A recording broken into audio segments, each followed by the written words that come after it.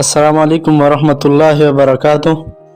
په نننۍ ویډیو کې به موږ تاسو ته د پای نتورک حوالې سره معلومات درکوو چې پای نتورک څه شی دی، آیا دوکه ده یا حقیقت دی، آیا تاسو د ورځې $500 ګټلی شئ، آیا په راتلونکي وخت کې به د دې څه فایده وي، په دې به کار څنګه کولی شي، په دې کې به خپل اکاونټ څنګه جوړولی شي، کله جوړ شوی دی، ټول معلومات به انشاءالله موږ نن تاسو ته درکوو. د دې نه مخکې که تاسو زموږ په چینل باندې نوي یئ نو زموږ چینل سبسکرایب کړئ چې زموږ نوی ویډیو تاسو ته ملاویږي. اوس راځو چې پای نتورک څه شی دی. د ډیرو ورځو نه په پاکستان کې دا خبره چلیږي په واتس اپ، فیسبوک او نور سوشل میډیا پلیټ فارم باندې چې پای نتورک جوائن کړئ او دا تاسو سره زندګۍ کې یو ښه موقع ده، پیسې وګټئ، خپل فیوچر جوړ کړئ. پای نتورک څه شی دی؟ دا یو کریپټو کرنسي ده لکه څنګه چې بیټ کوین دی او داسې نور لاتعداده ټوکن دي چې د هغوی څه حساب نشته دی. دا هم یو کرنسي ده خو لا تر اوسه پورې په مارکیټ کې د دې څه ویلیو یعنی د دې څه قیمت نه دی ښودلی شوی او خلکو ته دا ویلی کېږي چې تاسو خپل موبایل کې پای نتورک ډاونلوډ کړئ او په 40 غنټو کې به یو ځل تاسو دا کولاوئ او یو کلیک سره به تاسو ته پای جوړیږي او خلک یې ډاونلوډ کوي او کار پرې کوي.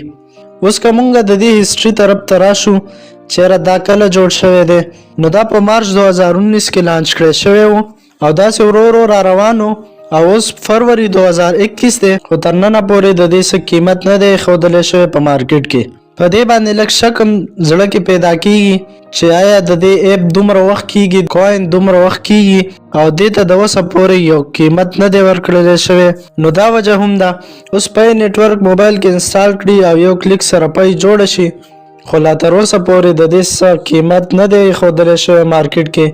اوس خبره دا ده چې دې کې چې کمې پیسې جمع کېږي د هغې د راویستلو طریقه به څه وي، د دې ویډرا به څنګه کېږي، خو تر اوسه پورې د دې هم څه پته نه لګي ولې چې تر ننه پورې د دې څه قیمت نه دی ښودلی شوی. نو اوس سوال دا دی چې د دې به هم څه قیمت ایښودی کېږي. نو د دې خبرې هم څه ګارنټي نشته ولې چې مخکې هم ډېر کوینز راغلي دي او هغو پیسې ګټلې دي او بیا یو طرف ته شوي دي او خلک یې دوکه کې ساتلی دي، یو فراډ و، یو دوکه وه.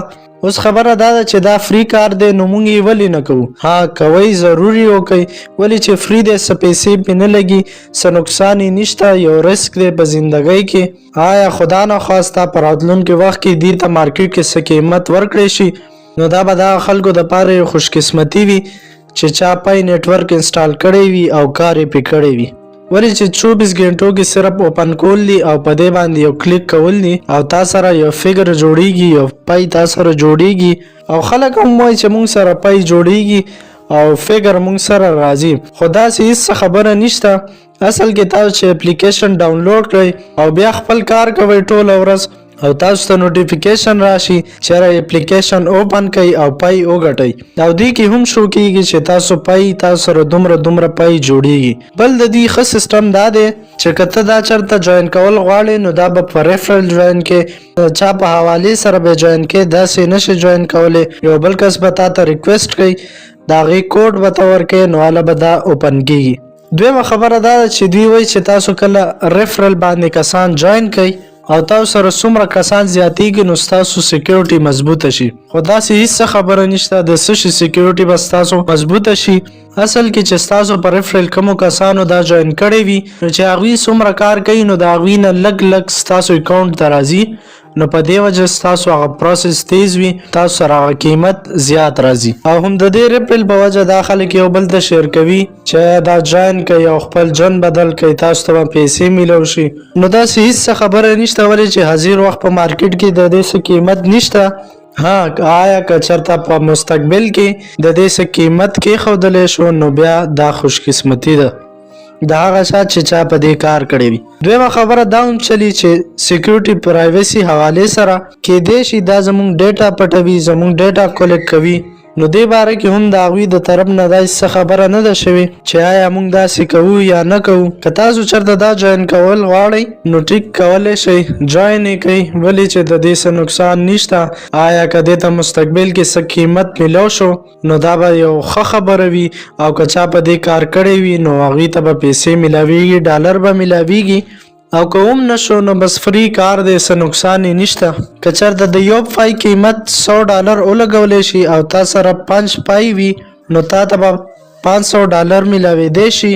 ولې چې کار یې دومره نشته، په 24 غنټو کې صرف یو کلیک کول دي او تا سره پای جمع کیږي.